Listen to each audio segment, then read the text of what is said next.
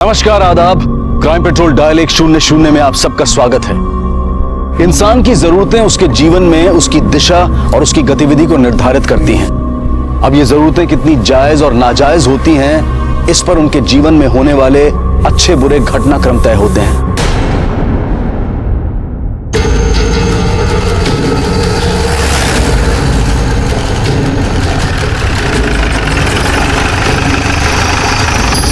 हाँ सर, मैंने फोन कर दिया, बस आती है सर। हाँ सर। फोन किसने किया? हाँ सर, मैंने किया। आइए सर। ये देखिए सर, ये रूम है। तुम्हारा ही क्लाइंट था ना? नाम क्या था इसका? सर, रूम तो विवेक गरोडिया के नाम से बुक किया था सर। ठीक है, बाहर रुको। मैंने देखो बॉडी पे कोई आइडेंटिफिकेशन मिलता है क्या? भी हो सकता है कि जिसने भी ये कत्ल किया है ये उसे अच्छी तरह से जानता हो, उस पर भरोसा करता हो और इसीलिए उसे इसने अंदर लिया हो। फॉरेंसिक टीम को बुलाओ, इसकी बॉडी पोस्टमार्टम में भेजो और इसकी फैमिली को इन्फॉर्म। Okay sir. होटल में सीसीटीवी कैमरास तो होंगे ना? सारा फुटेज लो। सर, आप तो जानते ही ये होटल कैसा है सर। सर, दुनिया से छुपते छुपाते लोग यहाँ पे आते हैं सर। अब यहाँ पे भी सीसीटीवी लगाएंगे तो कौन आएगा सर? तुम्हें कब पता चला ये हुआ? सर, क्लाइंट ने रूम 3 बजे तक के बुक किया था। मैंने इन्फॉर्म करने के लिए फोन किया, कोई रिस्पॉन्स नहीं आया सर, इसलिए मैंने वेटर को खिड़की से झांकने को कहा। क्या रूम बुक किया तो कोई लड़की भी आई होगी साथ में? सर, पहले तो कोई नहीं आया था सर, लेकिन बाद में एक 40-42 साल की औरत आई थी। कितने बजे आई थी वो? करीब 1 बजे के आसपास सर, और 1-1.5 घंटा रुकी थी सर। नाम क्या था उसका? सर, हम यहाँ पे किसी विजिटर का नाम नहीं पूछते सर। सर, लेकिन मुझे एक लगता है कि वो जो औरत आई थी खून इसी ने किया है सर, क्योंकि वो औरत जाने के बाद इस लड़के से कोई मिलने नहीं आया था सर। मैंने एक 22 साल के लड़के ने ऐसे होटल में रूम बुक किया, उससे मिलने के लिए आई एक 40 साल की औरत। कौन हो सकती है ये औरत? मुंबई पुलिस को एक 22 साल के लड़के की लाश एक ऐसे होटल के कमरे से मिली जहां अक्सर लड़के लड़कियां दुनिया की नजरों से छिपकर मिलते हैं, क्योंकि किसी न किसी रूप में समाज में उनके इस व्यवहार को उचित नहीं समझा जाता, इसलिए वो ऐसी जगहों का सहारा लेते हैं। लेकिन कई बार सिर्फ अनुचित इच्छाओं की पूर्ति के लिए भी ऐसी जगहों की शरण ली जाती है। क्या विवेक गरोडिया भी ऐसी किसी जरूरत के तहत वहां पहुंचा था? पर उससे मिलने तो एक औरत आई थी। क्या इस औरत के साथ विवेक का ऐसा कोई संबंध था जो समाज को स्वीकार नहीं होता? और क्या उसी अस्वीकृति का नतीजा था विवेक का कत्ल, या फिर वजह उससे भी ज्यादा भयानक थी?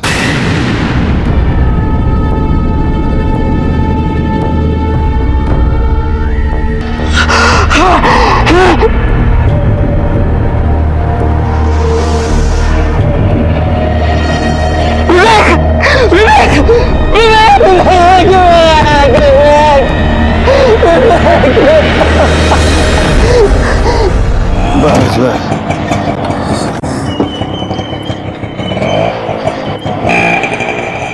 हीरो है, किधर जा रहा है? हाँ? चल पैसे निकाल फटाफट।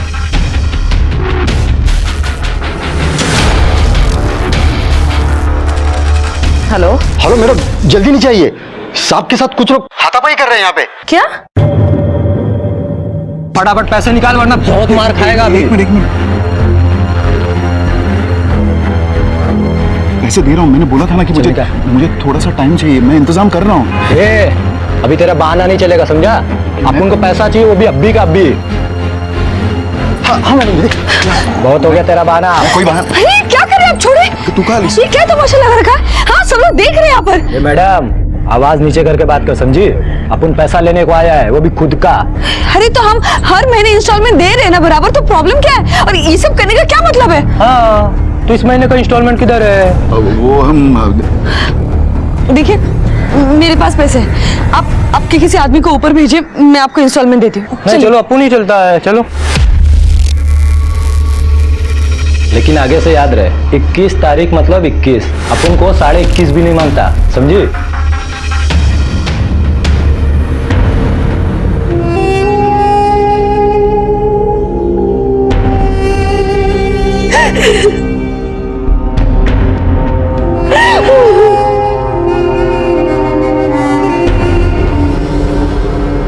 नहीं साहब, मैं नहीं मानता।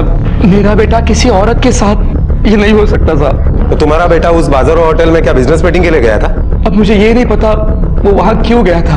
आप जिस औरत के साथ चक्कर की बात कर रहे हो ना, वो झूठ है साहब। साहब मेरे बेटे की गर्लफ्रेंड थी। नाम क्या है उसका? सर मेरा नाम सुहानी राउत है। मेरा और विवेक का 1 साल से अफेयर था। हमारा काफी सीरियस रिलेशनशिप है और इसके बारे में हम दोनों के परिवार वालों को पता है। विवेक का किसी 40 साल की औरत के साथ भी अफेयर था क्या? नहीं सर, बल्कि कल होटल में मैं उसके साथ थी। कितने बजे? सुबह 11 बजे। और वहां से निकली कब? तकरीबन 12:30 बजे। मैं और विवेक अक्सर उस होटल में जाया करते थे। क्यों? वो सर, ठीक है, फिलहाल जा सकती हो। अगर जरूरत पड़ी तो पूछताछ के लिए दोबारा बुलाएंगे।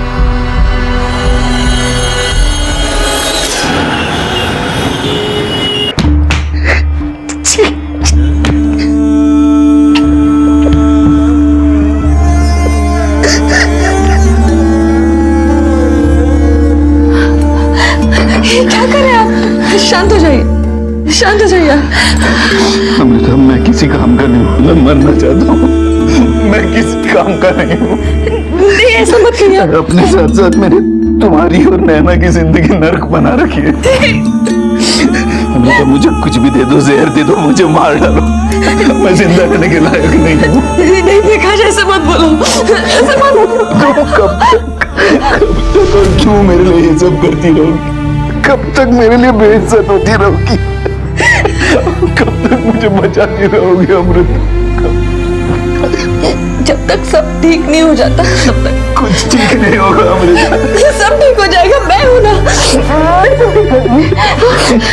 टेंशन मत लो। मैं ये सब आपके लिए नहीं कर रही हूँ, हमारे लिए कर रही हूँ। देखिए, पति पत्नी तो सुख दुख के साथ ही होता है ना। हाँ, तो मैं आपको ऐसी हालत में छोड़ के कैसे जा सकती हूँ? हाँ? अभी जो भी होगा ना, हम दोनों साथ में फेस करेंगे। हाँ, मैं आपको छोड़ के कभी नहीं जाऊंगी। मैं आपको उस औरत को 1 बजे तुमने होटल में आते हुए देखा, लेकिन उससे पहले वो लड़की आई, उसे नहीं देखा? सर, लेकिन उस औरत के पहले वहां कोई लड़की आई नहीं थी। अच्छा, जब वो लड़की खुद बोल रही है कि 11 बजे वो होटल में आई थी, तो तू मना क्यों कर रहा है? चल बता, झूठ क्यों बोल रहा है? सर, मैं झूठ क्यों बोलूंगा? सर, हो सकता है मैं 1-2 मिनट के लिए इधर उधर हो गया होगा और उस वक्त वो लड़की आई होगी और मैं उसे नहीं देख पाया। सर, उस लड़की को नहीं देखा, औरत को तो देखा था ना? हाँ सर। उसका हुलिया बता।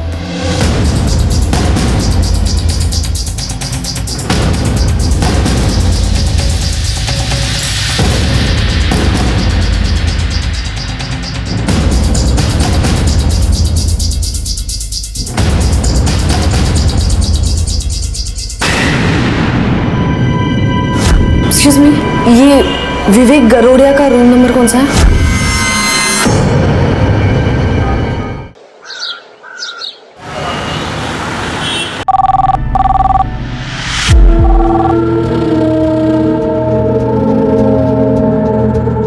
क्या हुआ? ये लड़की मेरा फोन तक नहीं उठाती, रात भर घर नहीं आई वो। मुझे तो डर लग रहा है कहीं। अमृता, तुम क्यों टेंशन ले रही हो? परेशान मत हो, मैं उसे लेकर आता हूँ।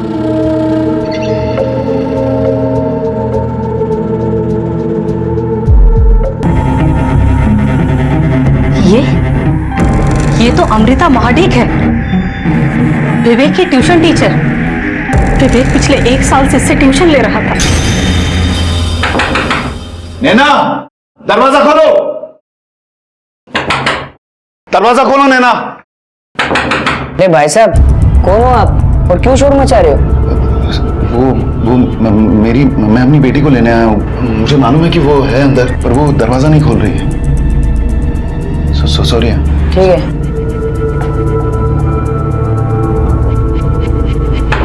नैना, क्या आप विवेक गरोड़िया को जानती हो? हाँ, वो मेरा स्टूडेंट है। पिछले 1 साल से वो मुझसे ट्यूशन ले रहा है। आप उसे आखिरी बार कब मिली थी? क्या हुआ सर, आप मुझसे ये सब सवाल क्यों पूछ रहे हैं? क्योंकि विवेक का खून हुआ है। क्या? नैना, नैना, बेटा मेरी बात सुनो, प्लीज मेरे साथ घर चलो। कितने दिन हुए तुम घर नहीं आई हो, हमें तुम्हारी चिंता हो रही है। प्लीज ये चिंता मिंता करने का नाटक बंद कीजिए। आपको पता है मैं आपके साथ घर नहीं जाऊंगी, फिर ये नाटक करके किसको दिखा रहे हो आप? क्या चाहिए क्या आपको मुझसे? समझिए, क्या चाहिए आपको?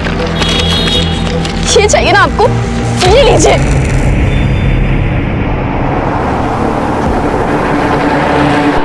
हाँ, मैं गई थी उससे मिलने क्योंकि मुझे पैसों की जरूरत थी और वो मुझे मदद कर रहा था। पैसों की मदद? जी। क्यों? क्योंकि हमारे शारीरिक संबंध है।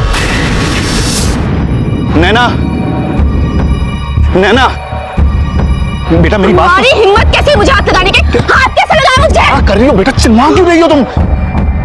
हाथ कैसे लगाया मुझे? नहीं कुछ नहीं। क्या हुआ? दादा, ये आदमी रोज मुझे परेशान करता है, परेशान करके रखा है इसने मुझे। नैना क्या आप प्लीज मेरी हेल्प कीजिए, प्लीज। अरे शर्म नहीं आती तुझे? ये तेरी बेटी की उम्र की है। अरे भाई साहब ऐसा कुछ नहीं है। चुप बे। अरे एक मिनट, अरे एक मिनट दीदी, आप लोग गलत समझ रहे हो, वो मेरी बेटी है। हम अच्छी तरह जानते हैं, जब मार पड़ती है ना तो माँ बहन बेटी याद आती है। भाई साहब एक मिनट, मैं झूठ नहीं बोल रहा हूँ। ये देखिए, ये मेरी पत्नी है और ये मेरी बेटी है नैना। दीदी ये देखिए, मैं सच कह रहा हूँ, मैं झूठ नहीं बोल रहा हूँ। अरे नैना कहाँ? नैना!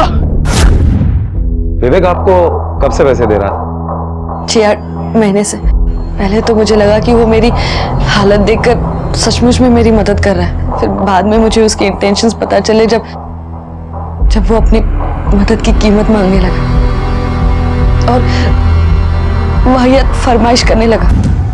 उसके बाद उसकी हिम्मत और बढ़ गई और जब वो पैसे देने आया तो और उस दिन उसने मेरे साथ में मैं मना भी नहीं कर पाई क्योंकि अगर वो पैसे देना रोक देता तो मेरा परिवार सड़क पर आ जाता। आपको हमारे साथ पुलिस स्टेशन चलना पड़ेगा।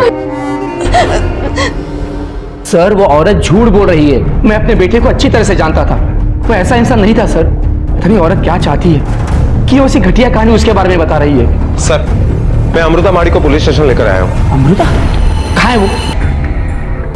विवेक के पिता का कहना है कि तुम झूठी कहानियां सुना रही हो। नहीं सर, मैं झूठ नहीं बोल रही और ऐसी कहानी क्यों बनाऊंगी जिसमें मैं खुद बदनाम हो रही हूँ। आपको यकीन नहीं होता है तो आप मेरे पति से पूछ लीजिए, वो सब जानते हैं। और मेरी बेटी वो भी सब जानती है, इसलिए वो मुझसे नफरत करती है और इसलिए वो घर छोड़कर चली गई। मेरी शक्ल भी नहीं देखना चाहती हो। तुम्हारे पति है कहाँ? जरा बुलाओ। सर वो मेरी बेटी को ढूंढने गए थे, अभी तक घर नहीं लौटे। मैं जानती हूँ सर कि मेरी बेटी मेरी वजह से घर छोड़कर गई, लेकिन मैंने ये सब अपने परिवार के लिए किया है। मैं अपने पति को उन वसूली वालों से मार खाते हुए नहीं देख सकती और पैसों के लिए कोई मेरी बेटी की इज्जत उछाले ये मैं बर्दाश्त नहीं कर सकती। सुनिए जी। Police sub inspector Malwadi police station Rajan Mane और ये लेडी कांस्टेबल नीता सावंत। मुझे आपसे अमृता महाडिक और उनके फैमिली के बारे में कुछ पूछताछ करनी है। पूछिए, क्या पूछना है? ये अमृता और उनके फैमिली के बीच में पैसों से लेकर कुछ अनबन चल रही थी क्या? शुरू में तो नहीं, जब माडिक भाई साहब एक कंपनी में नौकरी कर रहे थे सब कुछ अच्छा चल रहा था और फिर उन्होंने खुद का बिजनेस शुरू किया रेडीमेड गारमेंट का और भगवान की दया से वो भी अच्छा चल रहा था। जब सब कुछ इतना अच्छा चल रहा था तो फिर प्रॉब्लम क्या हुई? प्रॉब्लम तब शुरू हुई जब प्रकाश भाव को ये पता चला अचानक कि उनकी माँ को कैंसर है। पैसा पानी की तरह बहा दिया उन्होंने अपनी माँ के इलाज के लिए और बैंक वालों ने उनकी दुकान को सीज कर दिया। लेनदार भी घर पर आके हंगामा करने लगे और उनकी माँ का भी देहांत हो गया जिनके लिए उन्होंने ये सब किया। बेचारे भाई साहब पूरी तरह टूट गए थे। तो बीबी बच्चों को ट्यूशन देके घर चला रही है और सर पे इतना सारा कर्जा भी है।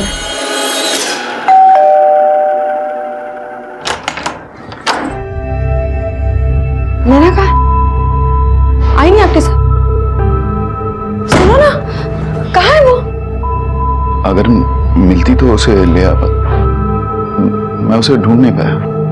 झूठ बोल रहे हैं। हमेशा की तरह आज फिर से उसने आपकी बेइज्जती की होगी, आपके मुंह पर थूका होगा।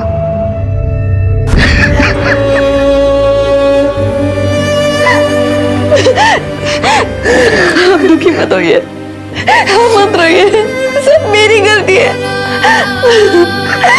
मेरे गलत फैसले का नतीजा है कि नैना आपसे इतनी नफरत करती है। इस परिवार को बचाने के लिए मैंने अपने आप को गिरा दिया। ऐसा बचा नहीं पाई। क्या करूं? ऐसा क्या करूं कि सब कुछ मेरे से ठीक हो जाए, पहले जैसा हो जाए। सर ये देखिए, इन पेपर्स के मुताबिक पिछले 1 साल में विवेक ने अमृता को पूरे 9 लाख रुपए दिए। इसका मतलब अमृता सच बोल रही है। कोई ऐसा है जिसे अमृता और विवेक का ये रिश्ता पसंद नहीं था और इसीलिए उसने विवेक को मार दिया। लेकिन ऐसा कौन हो सकता है सर? अमृता का पति या उसकी बेटी भी हो सकता है, क्योंकि अमृता के मुताबिक उन दोनों को इस रिश्ते के बारे में मालूम था। या फिर विवेक के घर वाले जो अपने बेटे की धोखाधड़ी और समाज में बेइज्जती से नाराज थे। विवेक की गर्लफ्रेंड भी हो सकती है। चूंकि विवेक उसे धोखा दे रहा था, हो सकता है उसने आवेश में आके विवेक को मार दिया हो। हेलो,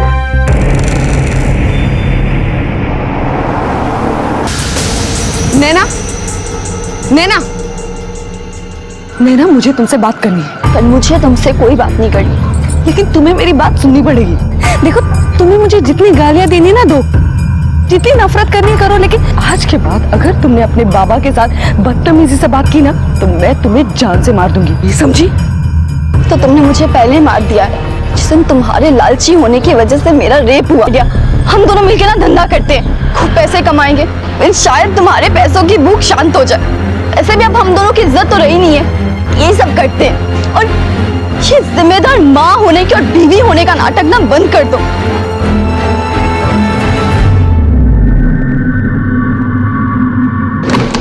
सर ये आशीष कनौजिया तो विवेक का कजिन निकला, उसके मामा का लड़का। मतलब एक ही फैमिली में एक के बाद एक 2 लड़कों का खून हुआ है। माने कहीं ऐसा तो नहीं कि इन दोनों मर्डर्स का रीजन भी इन्हीं के घर में हो? मजबूरी, जरूरत, लालच, नफरत चारों तरफ अपने पैर पसारे थी। हर कोई किसी ना किसी गर्त में लिपटा था। कौन जुल्म सह रहा था, कौन जुल्म कर रहा था, कुछ भी साफ नहीं कहा जा सकता था। एक ही परिवार में हुए 2 कत्ल क्या पुलिस की मुश्किल को आसान करने वाले थे, या फिर ये केस और पेचीदा होने वाला था? क्या इन दोनों ही हत्याओं की वजह और हत्यारा कोई एक ही था, या फिर ये दोनों हत्याएं अपने अलग अलग कारण लिए हुए थी? मुझे समझ में ही नहीं आ रहा। अगले महीने हम 1 लाख रुपए कैसे भरेंगे? मैं अपनी बेटी से ज्यादा पैसों की चिंता हो रही है। मुझे पैसों से ज्यादा ये टेंशन हो रही है कि अगर हमने उन्हें पैसे नहीं दिए तो वो हमारे साथ क्या करेंगे?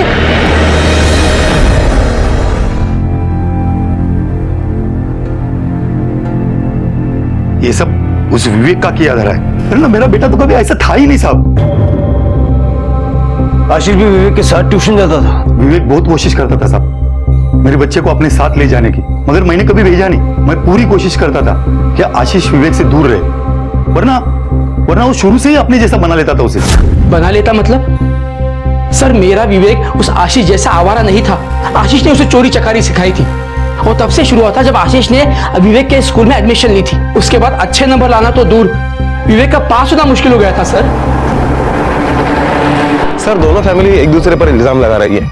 समझ में ही नहीं आ रहा है कि कौन सच बोल रहा है और कौन झूठ। माने ऐसे केसेस में अक्सर ऐसा होता है। ऐसे वक्त पे इन्फॉर्मेशन घर से नहीं बाहर से निकालनी पड़ती है। दोनों एक ही कॉलेज में पढ़ते ना, कॉलेज में इंक्वायरी करो। Okay sir. सर वो दोनों तो एकदम बेस्ट बडी थे, अच्छी बुरे सारे काम साथ ही करते थे। क्या तुम लोग बता सकते हो कि दोनों को बिगड़ने में किसका हाथ है? अब हम कैसे बताएं किसने किसे बिगाड़ा? सर लेकिन एक बात, पैसे बहुत उड़ाते थे। मैंने आशीष के कॉल रिकॉर्ड्स और मोबाइल लोकेशन निकलवाऊं। हो सकता है कि इनके साथ में किए हुए क्राइम्स और कुछ गंदी आदतों की जानकारी इससे हाथ लगे, जिनका इसके कत्ल से कोई संबंध नहीं। Okay sir.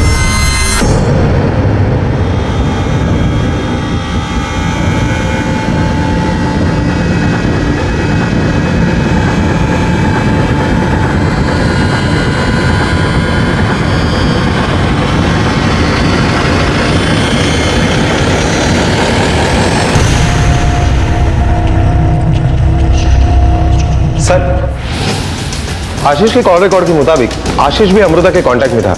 जबकि वो उसका स्टूडेंट भी नहीं है। माने इसका मतलब ये बेस्ट बडीज और अमृता मिलके कुछ और ही खिचड़ी पका रहे थे। और एक बात सर, अमृता ने हमसे कहा कि उसकी एक बेटी भी है, लेकिन जब भी हम उसके घर पर गए वो कभी दिखाई नहीं दी। माने इसका मतलब यहाँ एक नहीं कई एंगल्स हैं। जरा पता करो अमृता की ये बेटी कहाँ है और अमृता का आशीष से क्या वास्ता। सब मैं आशीष को जानती तक नहीं थी। विवेक ने मुझे आशीष से मिलवाया। किस लिए? उसने तो तुम्हारे पास से कभी ट्यूशन लिया भी नहीं था। फिर? ट्यूशन के लिए नहीं सर, वो एक्चुअली विवेक ने कहा कि उसके पास मुझे देने के लिए अब पैसे नहीं है, इसलिए उसने आशीष को मुझसे मिलवाया। मतलब ये कि अब आशीष मुझे पैसे देगा और उसके बदले में मैं उसके साथ भी। थैंक गॉड तुम आ गए। सुबह से रिकवरी एजेंट के फोन आ रहे थे, तो मुझे जल्दी से पैसे दे दो।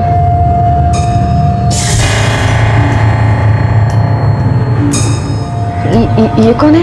ये मेरा कजिन है आशीष। वो एक्चुअली मेरे पास इस बार पैसे नहीं थे, तो मैंने इसे कहा आपकी हेल्प करने के लिए। ये रेडी है, लेकिन क्या? उसे भी बदले में आपसे कुछ चाहिए। पागल हो गया? जो बात सिर्फ हम दोनों के बीच में थी तुमने इसे क्यों बता दी? अरे मैंने बताया नहीं, मुझे बताना पड़ा। आपको पैसे की जरूरत थी और सिर्फ उसी के पास पैसे थे। देखो अभी वो रेडी है, वो पैसे लेकर आया, ये आपके ऊपर। को पैसे चाहिए तो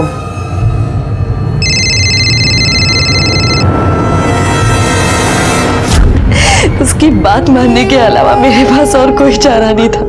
उसके पैसे के बदले में मैं उसे वो सब कुछ देती थी जो वो चाहता था। आशीष ने तुम्हें कितने पैसे दिए? 1 लाख रुपया? आशीष उसे क्यों देगा 1 लाख रुपया? है कौन ये अमृता और क्या समझती क्या अपने आप को? और ऐसी झूठी कहानियां क्यों बना रही है? उसने इतनी रकम निकाली होती तो मुझे पता नहीं चलता। साहब बकवास कर रही हो। अब आप जब चाहे मेरा अकाउंट डिटेल चेक कर सकते हैं। 1 रुपया भी इधर का उधर नहीं हुआ है। सर हमने आशीष के फैमिली मेंबर्स के अकाउंट डिटेल्स चेक किए, लेकिन उनके अकाउंट में ऐसा कोई भी अमाउंट एक्सेस नहीं हुआ है। तो अमृता झूठ बोल रही है, लेकिन क्यों? उसके पास झूठ बोलने का क्या मकसद है? जरा उस पर नजर रखो और उसकी बेटी की भी इंक्वायरी करो। Okay sir. नैना बेटी और अमृता मैडम के बीच का रिश्ता बहुत अच्छा था, जैसे एक माँ और बेटी के बीच में होता है वैसे।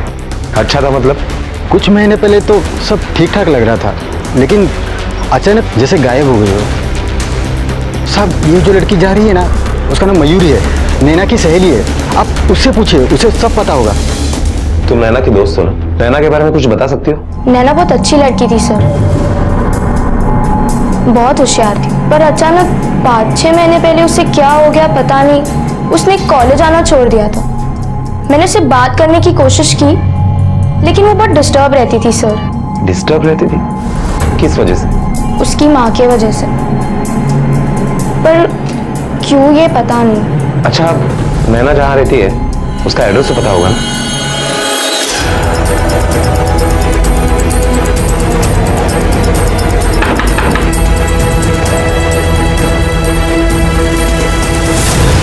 तुझे पता है, एक नाबालिग लड़की के साथ शारीरिक संबंध बनाना और उसे अपने माँ बाप की मर्जी के खिलाफ अपने पास रखना, ये कानूनन जुर्म है। सर मैंने उसके साथ कोई जबरदस्ती नहीं की थी, बल्कि वो खुद अपनी मर्जी से मेरे साथ आई थी। एक दिन मैं घर जा रहा था तो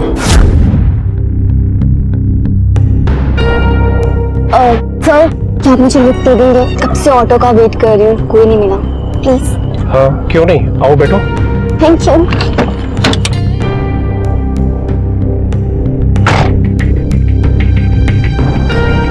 मैं आपको कहाँ ड्रॉप कर दूँ? जहाँ आपका मन करे। आपके घर चले।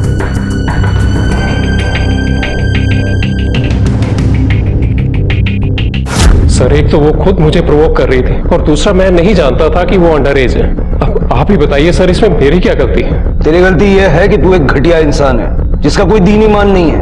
एक लड़की जो अपने माँ बाप से नाराज थी, उसकी परेशानियां जानने की बजाय तूने उसका फायदा उठाया।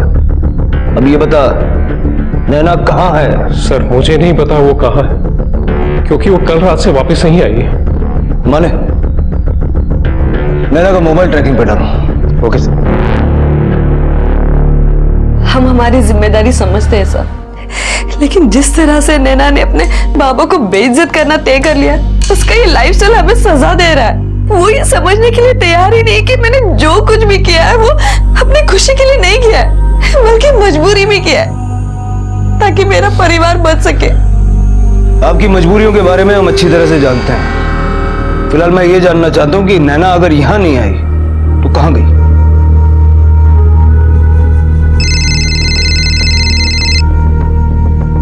हेलो, क्या सर?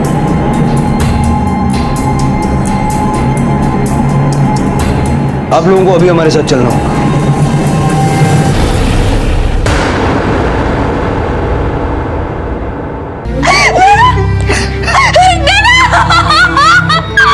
अमृता का वो एक फैसला जो उसने अपने परिवार की सलामती के लिए लिया, वो उसके परिवार के लिए विनाशकारी साबित हुआ। देखिए, नैना की मौत किस तरह हुई ये तो हम अभी आपको नहीं बता सकते। मेरा मतलब है सुसाइड या फिर एक्सीडेंट या... अब ये सब पता करके हमें क्या मिलने वाला है?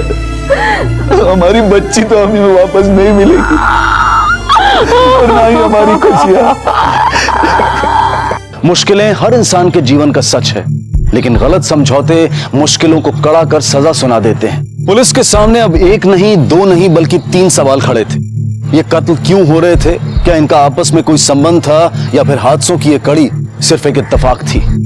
पर कहते हैं ना कि सच्ची मेहनत कभी जाया नहीं जाती, और पुलिस को एक ऐसा क्लू मिला जो शायद उनकी मेहनत को सही दिशा दे सकता था। सर, विवेक के पिता गोविंद का और एक नंबर है जो उसकी सौतीली मां यूज करती है। आशीष के मोटर स्पॉट के बिल्कुल करीब इसका लोकेशन दिखाई दे रहा है। सर, कॉल रिकॉर्ड के हिसाब से विवेक की सौतेली मां और आशीष के बीच में लगातार बातें हुआ करती थी। और एक बात सर, ये मोबाइल आशीष का है। इसमें से कुछ एप्लीकेशंस पासवर्ड डाल के सिक्योर किए गए थे। हमारे आईटी डिपार्टमेंट ने इसके पासवर्ड क्रैक किए। और सर, ये देखिए, इसमें ये तस्वीर मिली है। और एक बात बताओ, आशीष के मर्डर स्पॉट के पास तुम्हारा मोबाइल कैसे? हम समझ चुके हैं कि तुम्हारे और आशीष के नाजायज संबंध थे। अब सीधे सीधे बताओगी या अपने तरीके से बुलवाएं? हाँ सर, थे मेरे नाजायज संबंध आशीष के साथ, पर मैं क्या करती? विवेक के पिता से ना तो मुझे प्यार मिल रहा था ना ही सुख। मामा मामी ने जबरदस्ती मेरी उनसे शादी करवा दी थी, और फिर वही हुआ जो नहीं होना चाहिए था। और फिर ये आशीष आए दिन मुझसे पैसे मांगने लगा। मैंने इसे पैसे दिए भी, लेकिन फिर एक दिन मुझे पता चला कि ये मेरे दिए हुए पैसे उस टीचर पर खर्च करता है। तो सुनकर मुझे बहुत गुस्सा आया, और उसी दिन मैं आशीष से बात करने गई। मैंने कहा, तुझे अमृता और मुझ में से किसी एक को चुनना होगा। तुम मुझे पैसे देती हो क्योंकि उसके लिए वो सब मैं करता हूँ जो वो मामा नहीं करता है, और इन पैसों को लेकर मैं क्या करता हूँ तुम्हें कोई मतलब नहीं होना चाहिए, समझे? मतलब है, मुझे हर बात से मतलब है। और हाँ, अगर मुझे धोखा दिया ना, बहुत पछताओगे। अब भी चल निकल यहाँ से। हाँ, मैं बोल दूंगा मामा को कि मेरी मामी क्या चीज है, फिर न घर की रहेगी ना घाट की, समझे? बता, विवेक को क्यों मारा? मेरे यकीन मानिए सर, विवेक के मर्डर में मेरा कोई हाथ नहीं है। मैं उस दिन घर पर थी। आप चाहे तो मेरे घर के आसपास की औरतों से पूछ लीजिए। मैंने उसे नहीं मारा सर, नहीं मारा मैंने उसे। जैसे ही कोई अपनी आंखें बंद करके अपने जमीर को मारकर मौका परस्ती की तरफ कदम बढ़ाता है, उसके गुनहगार बनने की संभावनाएं बढ़ जाती हैं। क्योंकि जो लोग नैतिकता को भुलाकर सिर्फ अपने सांसारिक सुखों के लिए जीने लगते हैं, अक्सर उनका अंत भी ऐसा ही होता है। इसलिए बेहद जरूरी है कि किसी भी गलत राह पर कदम बढ़ाने से पहले इंसान को 1000 बार सोचना चाहिए, क्योंकि ये मानसिकता सिर्फ एक नहीं बल्कि कई लोगों के लिए खतरनाक साबित हो सकती है। और यही हुआ था आशीष और विवेक के साथ। नई नई परतें खुल रही थी, लेकिन ये सवाल अब भी बाकी थे कि आखिर विवेक का कत्ल किसने और क्यों किया था, और नैना का जो कत्ल हुआ था वो कोई हादसा था या फिर उसने सुसाइड किया था। ये जानने के लिए पुलिस ने सभी तथ्यों को शुरू से जांचने का फैसला किया। सर, विवेक की बॉडी जिस होटल में मिली, उस होटल का मालिक विवेक के पिता का दोस्त है। मतलब ये हो सकता है कि विवेक के वहां आने जाने और उसके अमृता के साथ के रिश्ते की खबर उसको लगातार मिलती हो। माने कहीं ऐसा तो नहीं कि बेटे से तंग आके बाप ने उसे मरवा दिया? जिस दिन विवेक का खून हुआ, गोविंद के मोबाइल की लोकेशन होटल की थी क्या? नहीं सर, लेकिन ऐसा भी हो सकता है कि गोविंद ने अपना फोन जानबूझकर घर पर छोड़ दिया हो। होटल के मालिक और मैनेजर को उठा लो, मैं मानता हूँ कि मैंने ही गोविंद को बताया था कि विवेक हमारे होटल में आता है, लेकिन सर हमने किसी का खून नहीं किया और न ही किसी को मदद की, और न ही हम जानते हैं कि गोविंद ने खून किया है या किसी से करवाया है। हम सच बोल रहे हैं साहब। माने विवेक का मोबाइल, लैपटॉप, हार्ड डिस्क और वो सारी चीजें जो उसके कमरे से बरामद हुई लेके आओ। एक बार फिर से सब कुछ बारीकी से देखना होगा, कहीं हम कुछ मिस तो नहीं कर रहे। Okay sir. पैसे किधर है? अपन ने बोला था ना एक भी दिन लेट नहीं मांगता। हाँ मैं जानता हूँ, मैं कोशिश कर रहा हूँ। कोशिश गई तेल लेने। पैसे निकाल अभी कभी, वरना मैं तेरी जान निकाल दूंगा इधर ही। भाई साहब ये क्या कर रहे हैं आप? हमारे पास पैसे नहीं है, आप ही बताइए हम क्या करें। इन्हें कुछ मत कीजिए प्लीज। आपको मेरे साथ जो करना है कीजिए, लेकिन इन्हें छोड़ दीजिए। अपन को 10,000 नहीं 18 लाख रुपए लेने का। कितना? 18 लाख। और वैसे भी तेरी तो 10,000 की भी औकात नहीं है। चल अपन तेरे को एक दिन का और टाइम देता है, इंतजाम करके रख, वरना अपन इंतजाम करेगा ना बहुत महंगा पड़ेगा तेरे को, समझा? हाँ। एक दिन का टाइम। माने मैं कह रहा था ना हम कुछ मिस कर रहे हैं। बुलाओ उसे और दिखाओ ये वीडियो। छोड़ूंगी नहीं मैं तुझे, पुलिस के पास लेके जाऊंगी। तेरी हिम्मत कैसे हुई यार? जा, लेकिन अपना और अपनी ये बेटी का वीडियो लेते जाना, ताकि पुलिस को भी तो मालूम पड़े कि तूने कितने पैसे लिए मेरे साथ सोने के। और तुम उसकी धमकी से डर गई। पुलिस के पास आने की बजाय तुम दोनों पति पत्नी ने मिलकर उसे ही मारने का प्लान बना डाला। नहीं सर, हमने उसे नहीं मारा। हम उसे क्यों मारेंगे? वो तो हमें पैसे देता था, हमारा कर्जा उतरता था उससे। हम ऐसा क्यों करेंगे? आप उसकी गर्लफ्रेंड को क्यों नहीं पूछते? मुझे वो लड़की समझ में ही नहीं आती। कोई भी लड़की विवेक जैसे इंसान के साथ कैसे रह सकती? वो इतना डोमिनेटिंग है, औरतों को जूते की तरह इस्तेमाल करता है, यूज करता है उन्हें। कोई भी उसके साथ खुश नहीं रह सकता सर, हमने सुहानी का सारा कच्चा चिट्ठा निकाल लिया है। जिस दिन मर्डर हुआ उस दिन उसने अपने क्रेडिट कार्ड से एक नाइफ और एक सीडी खरीदी। ये माल जहां से खरीदा गया वहां के सीसीटीवी फुटेज में दिख रहा है कि उसने और एक लड़के ने मिलकर वो सीडी टेम्पो में डाली और वहां से निकल गए। टेम्पो का नंबर मिला? हाँ सर, वो टेम्पो राहुल के नाम पर ही रजिस्टर्ड है, और ये राहुल वही है जो सीसीटीवी फुटेज में दिखाई दे रहा है। और ये राहुल सुहानी का कजिन ब्रदर भी है। सर, जिस होटल में विवेक का मर्डर हुआ वहां से कुछ ही मीटर दूरी पर राहुल का मोबाइल स्विच ऑफ हो गया। शायद उसी नाइफ से ये खून हुआ होगा। लेकिन मेरी एक बात समझ में नहीं आई कि उन्होंने सीडी क्यों खरीदी। हाँ सर, उस दिन रूम में झांकने के लिए हमने यही सीडी यूज की थी। पर सर ये हमारे होटल की सीडी नहीं है सर। हमें लगा कि उस दिन जो प्लम्बर यहाँ पे काम करने आया था उसकी रह गई होगी सर।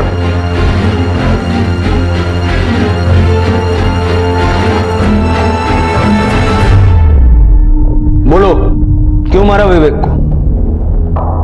विवेक ने मुझे बिना बताए हमारा इंटीमेट मोमेंट का वीडियो बना लिया था और मुझे ब्लैकमेल कर रहा था कि मुझे आशीष के साथ फिजिकल रिलेशन बनाना पड़ेगा, नहीं तो वो ये वीडियो सबको दिखा देगा। का जब मन करता मुझे यूज करते, दिन रात कभी भी। तंग आ गई थी सबसे, फिर मैंने राहुल की मदद से विवेक को मार दिया।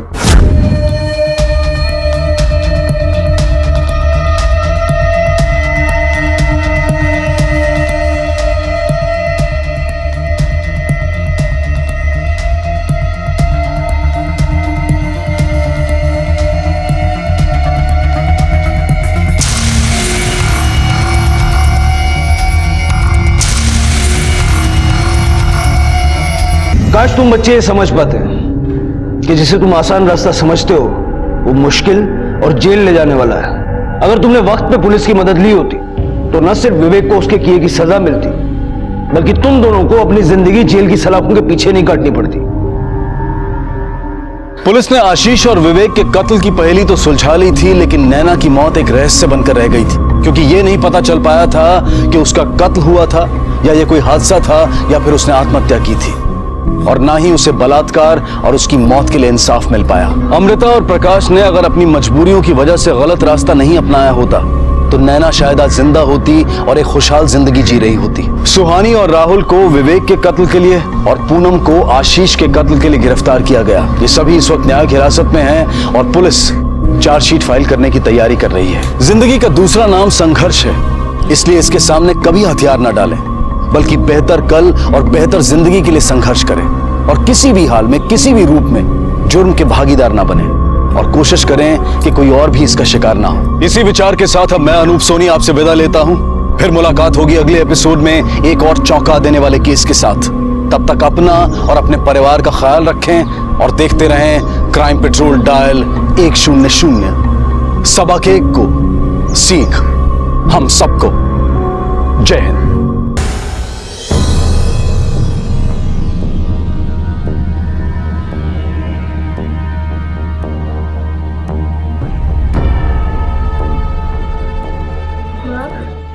अरे देखो तो कौन आया है, मेरा राजा बेटा। हाँ?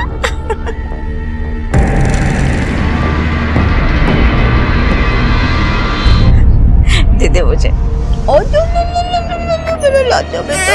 ओ सोना बेटा। ले।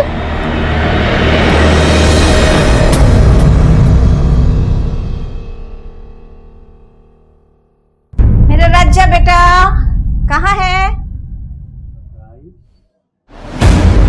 मुन्ना कहाँ चला गया? रूपाली, रूपाली।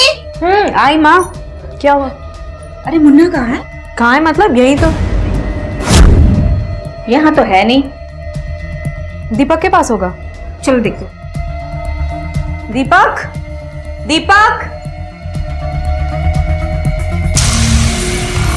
मुन्ना कहाँ है? मुन्ना का है? तुम्हारे पास नहीं है? दीदी, दीदी, दीदी, मुन्ना आपके पास है? नहीं। नहीं? आपके पास नहीं है तो? मुन्ना कमरे में नहीं है। घर में ही होगा, कहाँ जाएगा? घर में ही होगा तो कहाँ है? मैं देखता हूँ यार। माँ, कहाँ है मेरा बेटा? मिलेगा। रूपाली, सब देख रहे हैं ना? कहाँ है मेरा बच्चा? अरे मेरा बच्चा कहाँ? मैंने उठ के लाऊंगी उसको। अरे मेरा बच्चा कहाँ है? मेरा बच्चा कहाँ? अरे मेरा बच्चा कहाँ? बेटा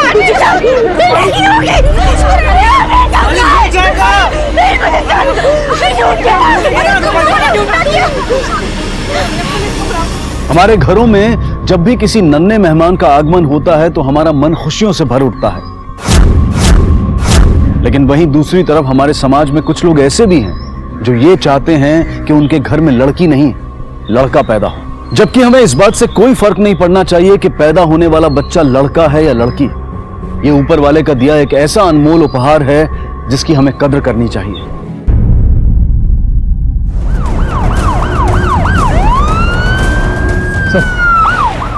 सर बच्चा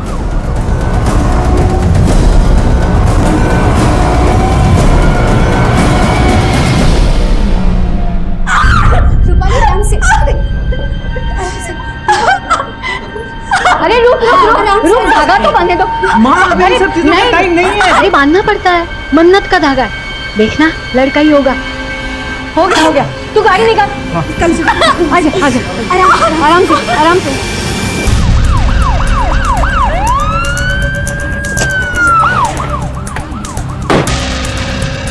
मैम, बच्चे की पोस्टमार्टम रिपोर्ट आ गई है। मैम, रिपोर्ट के हिसाब से बच्चे की मौत भूख की वजह से हुई 2 दिन पहले। मैम, हो सकता है कि बच्चा कई दिनों से झाड़ियों में पड़ा। मैम, आमतौर पर ऐसी घटनाएं बच्चियों के साथ होती है क्योंकि बहुत सारी फैमिली है जो बच्चियां नहीं चाहती। लेकिन मैम, ये तो लड़का था, कोई अपने लड़के को इस तरह जंगल में कैसे छोड़ सकता? कैसे कैसे लोग होते हैं। कोई बेटे के लिए दर दर भटकते हैं तो कोई इसे मरने के लिए छोड़ जाता है। हो सकता है ये बच्चा नाजायज हो या फिर किसी ने पुरानी दुश्मनी निकाली। हो सकता है मैम। कुछ भी हो नहीं रक्ष, हमें इसके माँ बाप को जल्दी से जल्दी ढूंढना।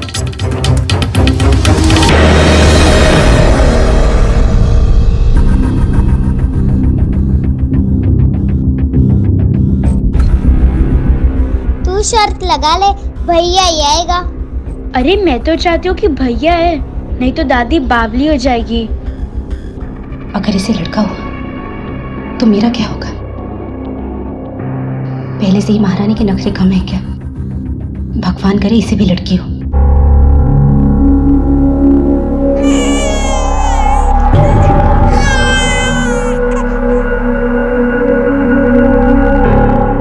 मुबारक हो दीपक जी, आपको लड़का हुआ है। थैंक यू माँ।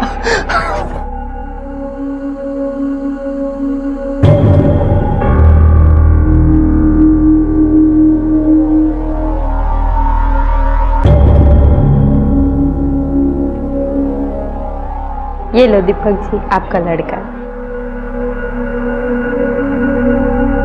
राजा बेटा मेरा। सिस्टर सिस्टर, क्या हम भैया को छू सकते हैं? नहीं, अभी कोई नहीं छुएगा। मेरा पोता अभी बहुत छोटा है।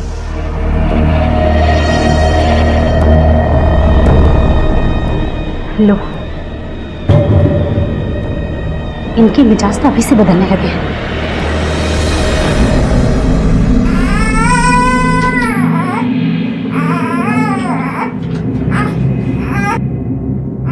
अरे पूजा, नव्या, मिले तुम अपने भाई से? आओ लो मिलो, आओ ना मिलो, मुन्ना भी मिलना चाहता है तुमसे। चाची, हम क्या भैया के साथ एक सेल्फी ले ले? लो।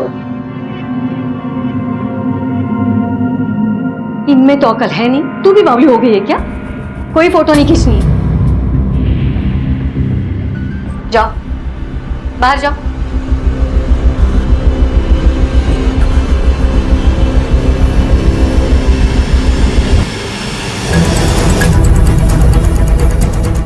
मैम, ये देखिए, जहां में वो बच्चा मिला था उसे कुछ दूर पर एक गाड़ी आगे रुकी। इस फुटेज से इस आदमी का चेहरा पता नहीं चल रहा है। इस फुटेज को साइबर सेल भेजो, शायद वो इसे क्लीन करके इस आदमी की फोटो हमें दे पाए। और हाँ, आरटीओ से पता करो ये गाड़ी किसके नाम पे रजिस्टर्ड है। बड़ा भैया भैया कर रही थी ना, अब पड़ गई ना डांट। अब चुपचाप से यहाँ बैठो और कोई जरूरत नहीं उसके पास जाने की, समझी ना? चलो जाओ जाओ।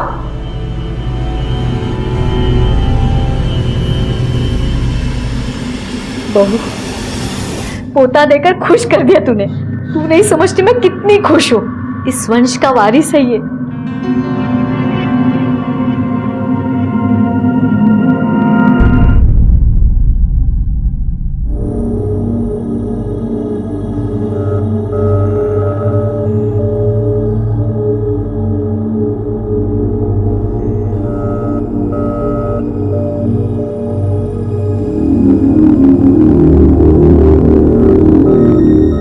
ये हमारा इस घर में आखिरी जश्न है।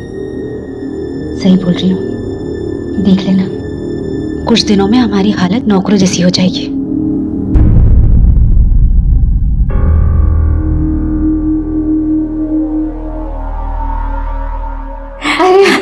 बधाई हो समधन जी। लीजिए। नमस्ते जी। नमस्ते। अरे मेरा सोना बेटा, एक मिनट। छोटा बच्चा, ये लो। और समधन जी, ये आपके लिए।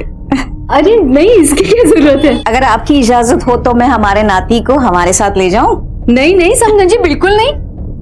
पहला पोता है हमारा, हमें तो खुशियां मनाने दो। आइए ना, आइए, नाश्ता तो करें। जी बहू, ठीक है। नाश्ता ला।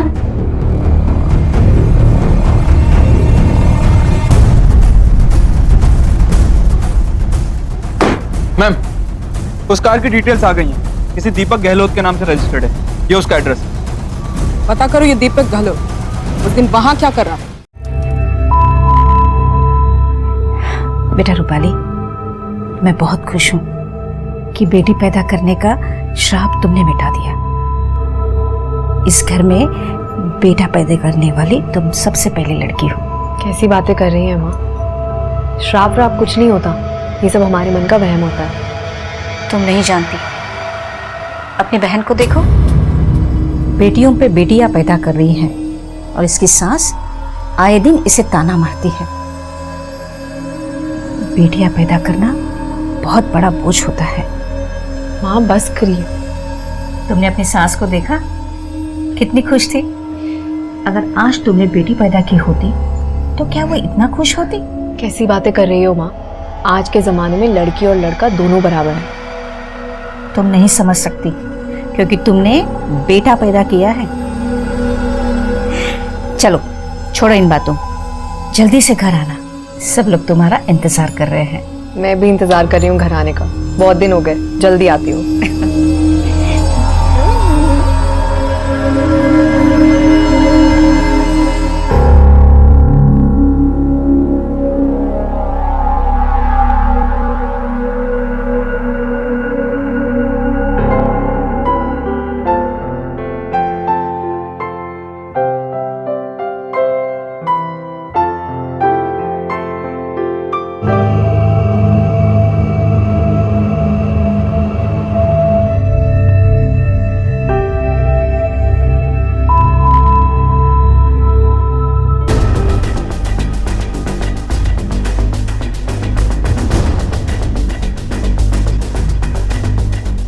दीपक गहलोत कौन है आप में से?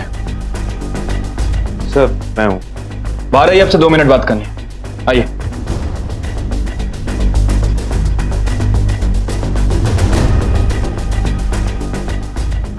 गाड़ी नंबर AQ1596 आप ही की गाड़ी है? हाँ। 3 अप्रैल की शाम तकरीबन 4 साढ़े 4 बजे आपकी गाड़ी को शहर के बाहर जंगल में देखा गया। क्या उस गाड़ी में आप थे? 3 अप्रैल की शाम को सर एक्चुअली मैं कुछ काम से शहर से बाहर जा रहा था, लेकिन तभी मुझे फोन आया कि मेरी बीवी लेबर पेन में है, तो मैं वापस आ गया। क्यों, क्या हुआ? दरअसल जहां आपकी गाड़ी खड़ी थी उससे कुछ दूर हमें एक बच्चे की लाश मिली है। बच्चे की लाश? आप जानते हैं कुछ उसके बारे में? सर आप कहना क्या चाहते हैं? मैं एक मरीन इंजीनियर हूँ और आप जानते हैं ना कि इंजीनियर की छुट्टी के दिन भी छुट्टी नहीं होती है। एक्चुअली किसी काम से मैं नेवी ऑफिस ही जा रहा था, बट फिर घर से फोन आया, मैंने गाड़ी साइड में लगाई, फोन कॉल अटेंड किया और वहां से वापस आ गया। That's it. क्या हुआ दीपक? क्या हुआ साहब? 2 दिन पहले ही मेरा पोता हुआ है। लोग घर पे खुशा भी ना मनाए, क्यों आप रंग में भंग डाल रहे हैं? ठीक है, फिलहाल तो हम लोग जा रहे हैं, लेकिन आपकी जरूरत पड़ेगी तो आपको पुलिस स्टेशन बुलाएंगे। डोंट वरी सर, मैं पूरी तरह कोऑपरेट करूंगा। Thank you.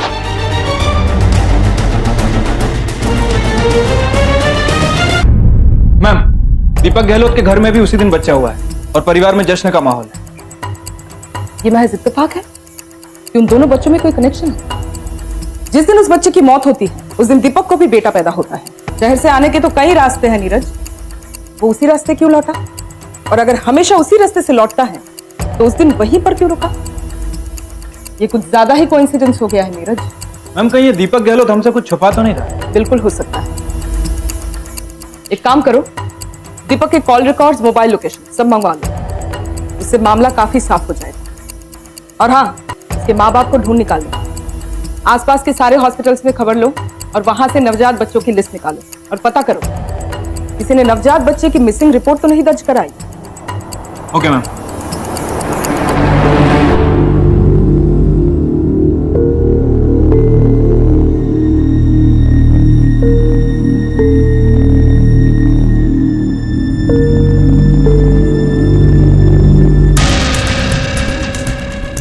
मैम ये रहे दीपक गहलोत के call records. Ma'am call records के हिसाब से दीपक की एक नंबर पर लगातार बात होती थी, बट वो नंबर ना तो उसके घर वालों का है और ना ही ऑफिस वालों का। किसका है ये नंबर? मैम किसी लेडी तांत्रिक का, लोग उसे मानसी माँ के नाम से बुलाते हैं। तांत्रिक? इस मानसी माँ की पूरी कुंडली निकालो। Okay ma'am. अच्छा ये मानसी माँ के बारे में कुछ पता है आपको? ज्यादा तो साहब हमको नहीं पता है, पर लोग बाग यहाँ आया करते हैं पूजा पाठ करने के लिए, जिससे उनकी परेशानी से उन्हें छुटकारा मिलता है। और आपको ज्यादा जानकारी चाहिए तो यहाँ शांति नाम की एक लड़की है, वो उनके यहाँ पहले से काम करती थी, आप उससे पता कर लीजिए। शांति जी हाँ साहब, पहले मैं उनके यहाँ काम करती थी। तो फिर आपने उनके यहाँ से काम कब और क्यों छोड़ा? पिछले महीने ही मैंने उनके यहाँ से काम छोड़ा साहब। उन्होंने बोला कि वो कहीं और जाने वाली। अच्छा है, मानसी से लोग कांटेक्ट कैसे करते थे? साहब वो सबसे पहले फोन पे बात करती थी, फोन पे बात करने के बाद ही वो किसी को मिलने का समय देती थी।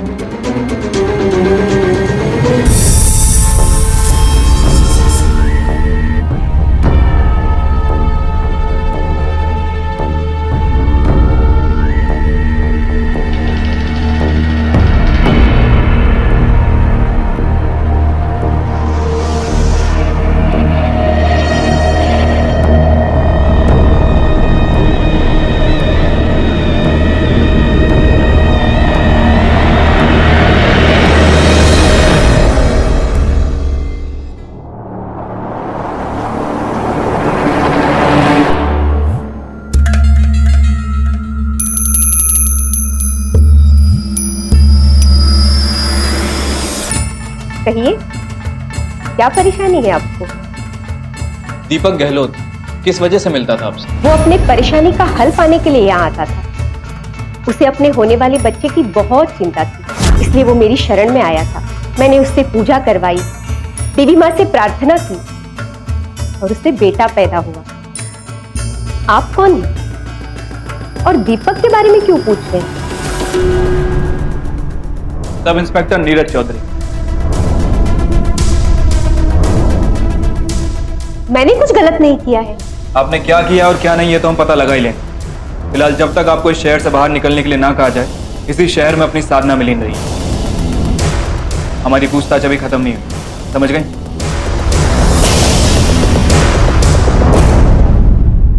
ये इत्तेफाक नहीं है, कुछ तो है जिसे छुपाने की कोशिश की जा रही है। तांत्रिकों के झांसे में अच्छे अच्छे आ जाते हैं। ये दीपक भी आ गया। इस बच्चे की मौत के साथ ना ये मानसी और दीपक का गहरा कनेक्शन चलेंगे। नीरज, दीपक के घर के आसपास वालों से पूछताछ कर। Okay ma'am. हाँ साहब, वो यहीं से सामान ले जाती हैं। अच्छा, रोजमर्रा का सामान ले जाती है या फिर और कुछ भी? उड़द की दाल और काले तिल कुछ ज्यादा ही ले जाती है। कभी कभार दर्द की दवा लेने आती है।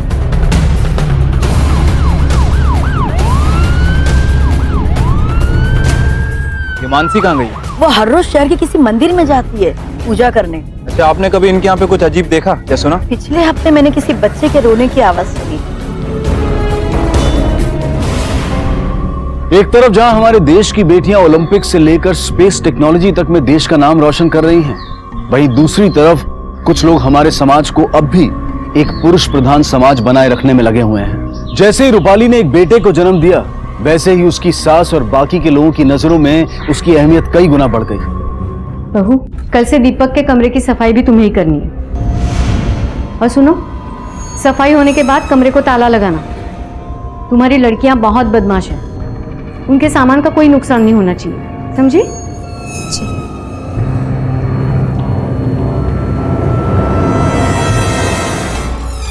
मेरी बेटी हुई थी तो मिठाई तक बांटने में बुखार आ रहा था माँ को, और रूपाली के बेटे को सोने की चेन दी है माँ ने। ऐसा नहीं चलेगा, मुझे ही कुछ करना पड़ेगा।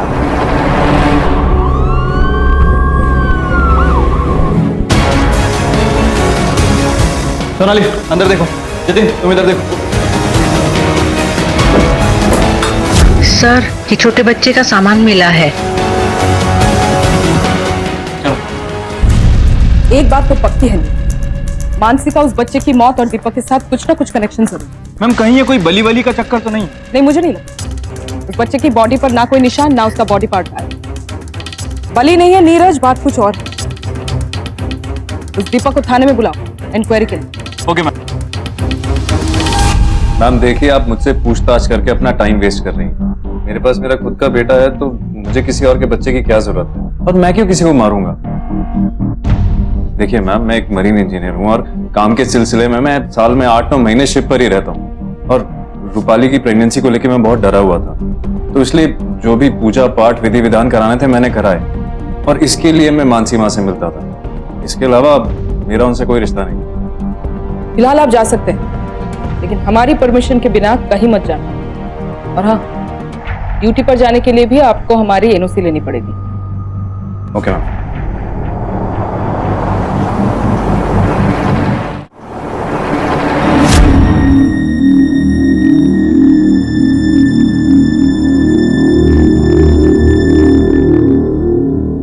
दीपक, क्या हुआ? कुछ नहीं हुआ। अरे बाबा, सब ठीक है, परेशान मत हो, कुछ नहीं हुआ। हाँ।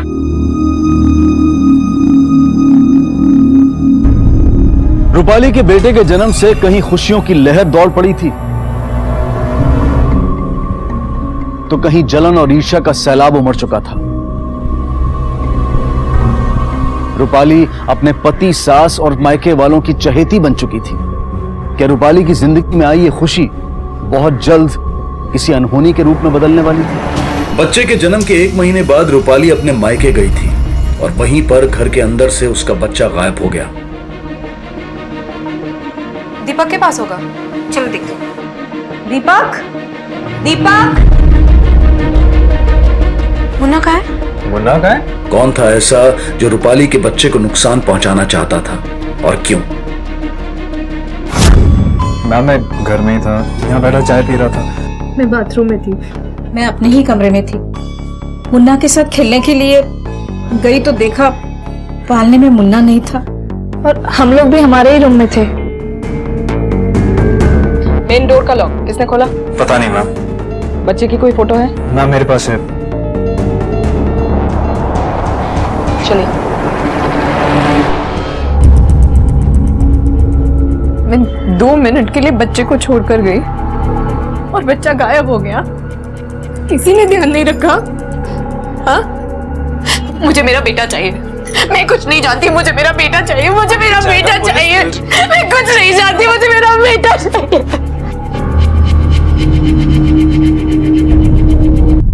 मैम मैंने बच्चे के फोटो को आसपास के पुलिस स्टेशन में डिस्ट्रीब्यूट करवा दिया। नीरज, सबसे पहले हमें एक मरा हुआ बच्चा मिलता है, उसके बाद मानसी गायब हो जाती है, उसके बाद अब दीपक का बच्चा गायब। मुझे इन सारे इंसिडेंट्स में गहरा कनेक्शन लग रहा है। मानसी को जल्दी से जल्दी ढूंढ निकालो और दीपक को भी रैडर में रखो। इन दोनों वारदातों के साथ दीपक जुड़ा हुआ और वो मानसी को भी जानता है। उसके ऑफिस में पता लगाओ, शायद कोई क्लू मिल जाए। मैम दीपक गहलोत साल में 8 से 9 महीने समुद्र में रहता है। आपको लगता है कि उसके ऑफिस वालों को कुछ पता होगा? नीरज, है तो ये तुक्का, लेकिन कभी कभी तुक्के भी बड़े काम आ जाते हैं। मुझे दीपक और रूपाली के परिवार की सारी डिटेल्स चाहिए, जल्द। Okay ma'am. Sub inspector Neeraj Chaudhary, Deepak Gehlot के बारे में आपसे कुछ पूछताछ करनी है। दीपक बहुत ही कमीना आदमी है सर। जब उसकी वाइफ प्रेग्नेंट थी तब वो अपनी फिजिकल नीड्स पूरी करने के लिए मुझे यूज करता रहा। उसने मुझसे वादा भी किया था कि वो मुझसे शादी करेगा और अपनी बीवी को भी तलाक देगा। लेकिन जब उसकी वाइफ को बच्चा हुआ, लड़का पैदा हुआ, तब उसने कहा कि उसको मेरे साथ कोई रिलेशन नहीं रखना। वो अपना काम निकालने के लिए किसी भी हद तक जा सकता है सर। अगर मेरा बस चलता ना तो मैं उसकी जान ले लेती। कहीं ऐसा तो नहीं कि दीपक गहलोत से बदला लेने के लिए आपने उसके बेटे को किडनैप किया और फिर मार दिया? सर कैसी बातें कर रहे हैं आप? मैं उसकी तरह गिरी हुई नहीं हूँ। देखिए सर, मैंने ऐसा कुछ भी नहीं किया। और इस मासूम बच्चे की क्या गलती है इन सब चीजों में? सच क्या है वो तो हम पता लगा ही लेंगे, लेकिन हमें पता चला कि अगर आप कुछ झूठ बोल रही हैं तो आपके लिए अच्छा नहीं होगा। इस कहानी में अब एक ऐसा मोड़ आ चुका था जिसके बाद इस केस की दिशा ही बदल गई। जब रूपाली को दीपक के अफेयर के बारे में पता चला तो वो आग बबूला हो गई। गुस्से में उसने न सिर्फ दीपक बल्कि हर्ष और गिरीश पर भी हमला करने की कोशिश की। तुमने गायब किया ना मेरे बेटे को। कहाँ है मेरा बच्चा? बोलो बोलो, नहीं तो मैं जान से मार दूंगी। उस औरत को दिया ना, मेरी पीठ पीछे दूसरी औरत से चक्कर चला रहे हो। मेरी तो जिंदगी बर्बाद कर दी। और तुम सब जलते हो मेरे बेटे से, इसीलिए गायब किया ना मेरे बेटे को। पागल हो गई हो क्या? क्या कर रही है सब? उसी औरत को दिया ना मेरा बच्चा। खुद का बेटा पैदा नहीं कर सकती, बांझ है। मैं कुछ नहीं जानती, मुझे मेरा बेटा लाके दो। लाके दूंगा Rupali, please. I am really sorry, लेकिन मैं कुछ भी करके ना हमारे बच्चे को वापस लेके आऊंगा। मैं पेपर में इश्तेहार दूंगा, मैं लोगों से कहूंगा जो भी मेरे बेटे को लाके देगा ना मैं उसे बहुत सारे पैसे दूंगा। तुम लोग एक बच्चे का ध्यान नहीं रख पाए? ऐसे किससे घर से गायब हो गया? आने दो मेरा पोता घर, किसी को देखने तक नहीं दूंगी। इसीलिए भगवान तुम लोगों को लड़का नहीं देता है। माँ जी, ऐसे कैसे बोल सकती हैं आप? कैसे बोल सकती हूँ मतलब? जो है सो है। बहन जी, ये क्या कह रही है आप? सच तो कह रही हूँ मैं। लड़का है तुम्हारे घर में? नहीं है ना, इसीलिए तो आपको अहमियत नहीं है। चल बेटा चल। कीजिए प्लीज, चले जाओ यहाँ से, सब चले जाओ। रूपाली, चले जाओ यहाँ से। चल यहाँ से। माँ एक बार नहीं रुकना यहाँ, चल। रूपाली मेरी मान से गए, चले जाओ यहाँ चल यहाँ से। चल तू, चल यहाँ से, चल।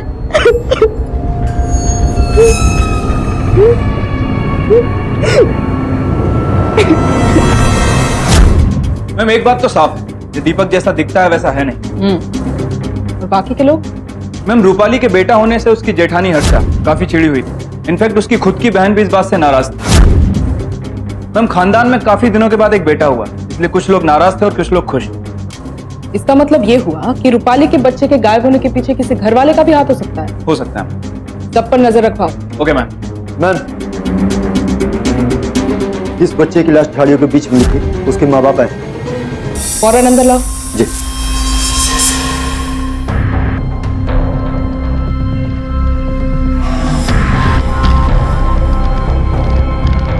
क्यों फेंका बच्चे को? माफ करना मैडम, मैंने अपनी बीवी से झूठ बोला।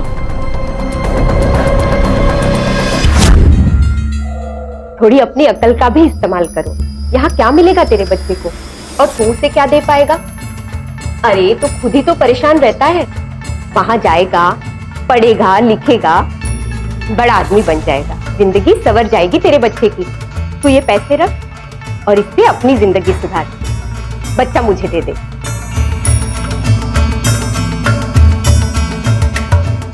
पैसे और गरीबी की वजह से मैं बहक गया था। मैंने सोचा कि मेरे बच्चे की जिंदगी बन जाएगी, लेकिन जब मुझे बाद में पछतावा हुआ तो मैं पैसा लेकर अपने बच्चे को लेने के लिए निकल गया। मेरी समझ में नहीं आ रहा था कि मैं क्या करूं। और तुम्हें जब पता चला कि तुम्हारा बच्चा मर गया तो तुमने दीपक के बच्चे को किडनैप किया और उसे मार दिया, है ना? मैडम मैं तो पहले से ही मरा हुआ हूं, मैं किसी को क्या मारूंगा? मेरी खुद की गलतियों की वजह से मेरा बच्चा मेरे हाथ से चला गया। मैं किसी के बच्चों को क्यों मारूंगा मैडम? मानसी से आखिरी बार तुम्हारी कब बात हुई? कल शाम को। कल शाम को? नीरज फौरन लोकेशन ट्रेस करो, पता करो लास्ट कॉल उसने कहां से किया। उसका पकड़े जाना बहुत जरूरी है। Okay ma'am.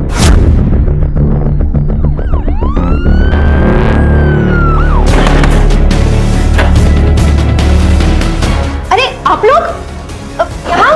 बहुत जादू तो हो गया मानसी जी, अब थाने चलिए, आपके सर पे चढ़ा भूत उतारना है। अरे थाने? लेकिन क्यों? वो सब तो थाने में बता देंगे। चल। मैं कुछ नहीं जानती। कुछ नहीं पता मैडम, मैं कुछ नहीं जानती। नहीं पता? नहीं। बताती हूँ मैडम, रुकिए बताती हूँ। दीपक को बहुत चिंता थी कि रूपाली को बेटी हो गई तो उसकी मुसीबत बहुत बढ़ जाएगी, इसलिए उसने मुझे 1 लाख रुपए दिए और मैंने बच्चे का इंतजाम किया। वो डॉक्टर दीपक का दोस्त था, उसने जांच के दौरान बता दिया कि रूपाली के पेट पे लड़का है, लेकिन मुझे तो वो बच्चा दीपक को देना ही था, तो मैंने दे दिया। उसके बाद मुझे नहीं पता कि दीपक ने उस बच्चे का क्या किया। मुझे कुछ नहीं पता मैडम, कुछ नहीं पता। कहाँ चला गया दीपक? दीपक? दीपक? दीपक? दीपक!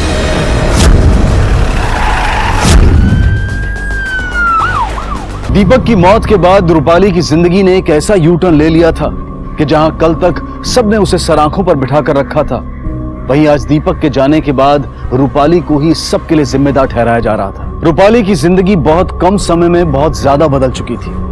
पहले उसका बच्चा गायब होता है और फिर पति की मौत।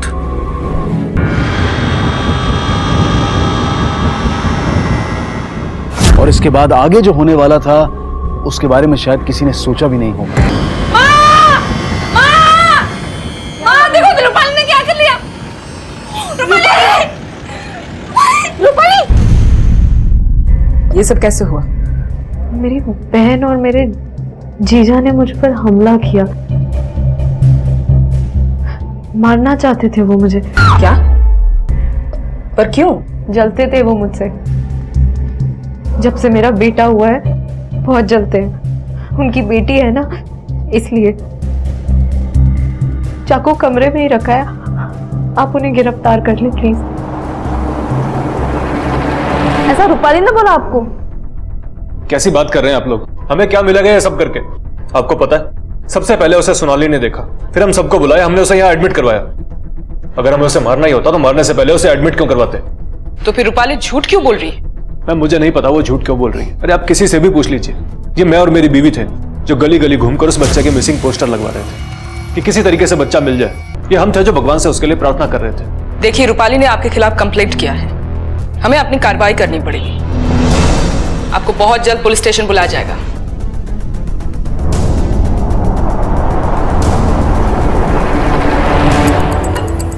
अब रूपाली खतरे से बाहर है, पर एक बात अजीब है, ये सारे चोट के निशान ऐसे हैं जैसे किसी ने खुद को नुकसान पहुंचाया हो।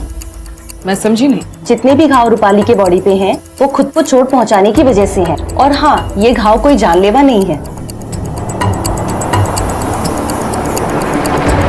लेकिन रूपाली ने खुद से खुद पे हमला क्यों किया? मैडम, हो सकता है कि बच्चे की वजह से उसके दिमाग में असर पड़ा हो, इसीलिए उसने ये सब किया।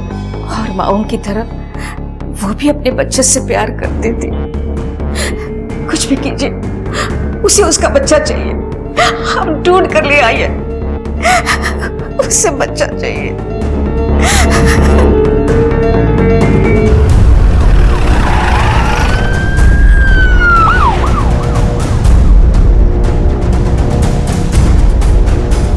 रूपाली अपने कंप्लेंट दर्ज करवाई है। आपकी बहन और आपके जीजा ने आपको मार डालने की कोशिश की है। जी, आपकी जानकारी के लिए बता दूं रूपाली, किसी के खिलाफ झूठी कंप्लेंट दर्ज कराना अपने आप में एक संगीन जुर्म होता है।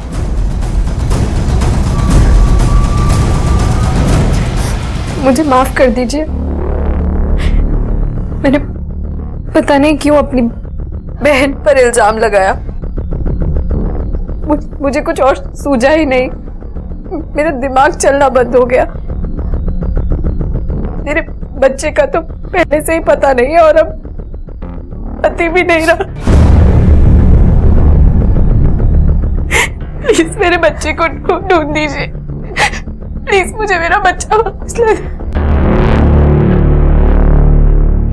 पहले बच्चा गायब हो जाता, अब उसके पिता के मर्डर का राज भी सूझा। क्या इन सब के पीछे सुहानी का हाथ हो सकता है? नहीं मैम, मैंने चेक किया है। मर्डर वाले दिन सुहानी शहर में नहीं थी। किसी और को हायर करके भी तो कर सकती है। नहीं मैम, मैंने इस एंगल पे भी काम किया है। सुहानी ऐसे किसी भी आदमी के टच में नहीं जो ऐसा कुछ कर सके। मेरे ख्याल से ये क्लियर है। तो फिर वो बच्चा जिसकी लाश हमें झाड़ियों में मिली, उसके माँ बाप, ये काम उनका भी तो हो सकता है ना? नहीं मैम, वारदात के दिन ये दोनों अपने रिश्तेदार के घर थे और इन दोनों के पास इतना पैसा भी नहीं है कि ये ऐसा कुछ करवा सके। बाकी बच्ची रूपाली खुद ना सही, पर किसी को हायर करके ये काम ये भी करवा सकती है। धोखे का जख्म इंसान को वार करने पर मजबूर कर ही देता है नीरज। जहां से हमें बच्चे की लाश मिली थी, उसी जगह पर सीसीटीवी फुटेज से हमें दीपक की गाड़ी का पता चला था। उसके बाद फिर दीपक के कॉल रिकॉर्ड से हमें तांत्रिक मानसीमा का पता चलता है। अच्छा, इन दोनों ने अपने मरे हुए बच्चे की लाश को शिनाख्त कर दिया? यस मैम, कुछ फॉर्मेलिटीज के बाद इन्हें बॉडी हैंड ओवर कर दी जाएगी। उसके बाद ये लोग इसका दाह संस्कार करेंगे।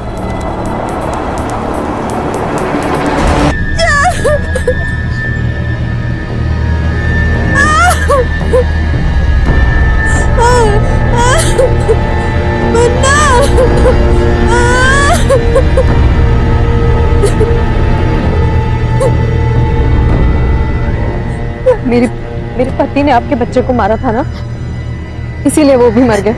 मेरा बच्चा भी नहीं बचेगा, वो भी मर जाएगा। ऐसा मत बोलिए, इसमें एक मासूम की क्या गलती है? देखना, आपका बच्चा आपको मिल जाएगा, उसे कुछ नहीं होगा। मैं भगवान से भी उसके लिए दुआ करूंगी। मेरा बच्चा मर जाएगा, इस सब की सजा उसे मिलेगी। मेरा बच्चा मर जाएगा। मैम, एक आदमी है जो रूपाली के बेटे के बारे में कुछ इन्फॉर्मेशन देना चाहता है। अंदर लेके आओ। जी। अब मैडम, वो उस बच्चे के बारे में जो भी कुछ जानते हो बताओ। मैडम, 20 अप्रैल के दिन जब अपने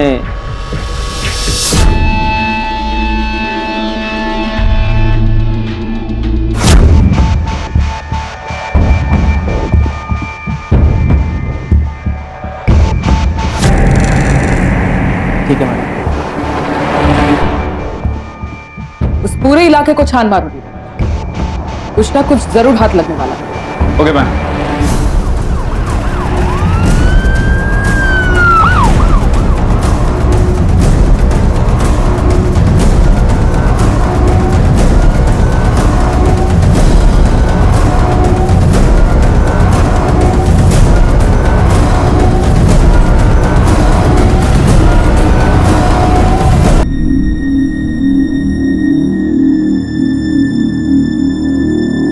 प्लीज आप लोग अभी बाहर जाइए। अच्छा।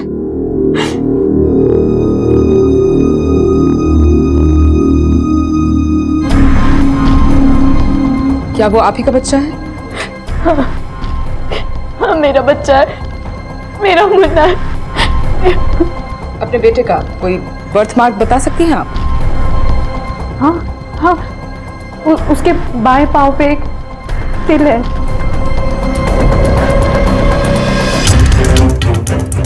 मैम इस इलाके में 4 ऐसे स्कूल हैं जिनके बच्चों के यूनिफॉर्म सेम है। एक काम करो, सारे स्कूल के टाइमिंग चेक करो। वो बच्चा सुबह गायब हुआ था। मैडम, हमें हमारा पोता वापस दिला दो। मेरे बेटे की आखिरी निशानी है वो। मुझे पता है, ये सब उस रूपाली का किया दे रहा है। पहले तो उसने मेरे पोते को गायब किया और बाद में मेरे बेटे को मार दिया। आप बस हमारा पोता वापस दिला दो। देखिए, इसमें हम आपकी कोई मदद नहीं कर सकते। ये एक बहुत ही लंबा कोर्ट प्रोसीजर है।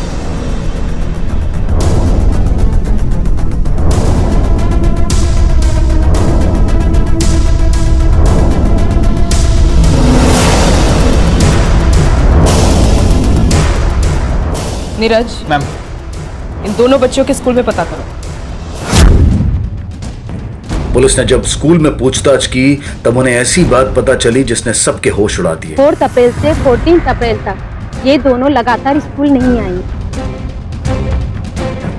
आप दोनों 14 अप्रैल को स्कूल जाने के लिए निकले थे, पर आप लोग स्कूल गए ही नहीं। कहाँ थे आप दोनों? देखो, डरो मत, कोई तुम्हें कुछ नहीं कहेगा। बेटा इधर देख, मेरी तरफ। बिल्कुल डरो मत, सच सच बताओ क्या हुआ।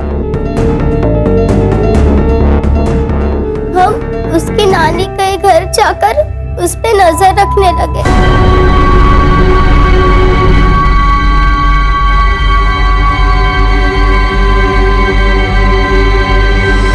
जब भैया पैदा हुए थे तब हम बहुत खुश थे। सिस्टर, क्या हम भैया को छू सकते हैं? नहीं, अभी कोई नहीं छुएगा। मेरा पोता अभी बहुत छोटा है। मैं धीरे धीरे सफा करने लगा। कोई फोटो नहीं खींचनी, देख ले रही हो, सो रहा है वो।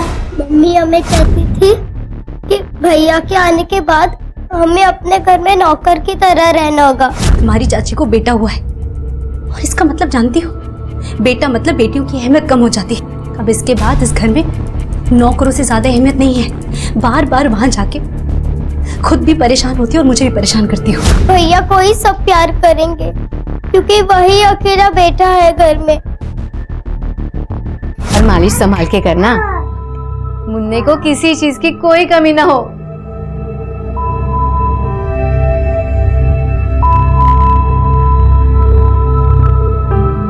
चाची, हम भैया को गोद में ले सकते हैं? बिल्कुल ले सकते हो, मालिश के बाद। हम भी मालिश करेंगे भैया की। अच्छा, आओ। अरे नहीं नहीं, छूना नहीं, छोटा है अभी, सिर्फ 3 दिन का। अरे कोई बात नहीं माँ जी, घबराने की कोई बात नहीं, कुछ नहीं होगा।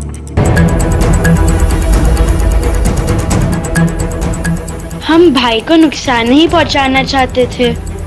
हम तो बस सारे घर वालों से प्यार चाहते थे, वो प्यार जो भाई को मिल रहा था।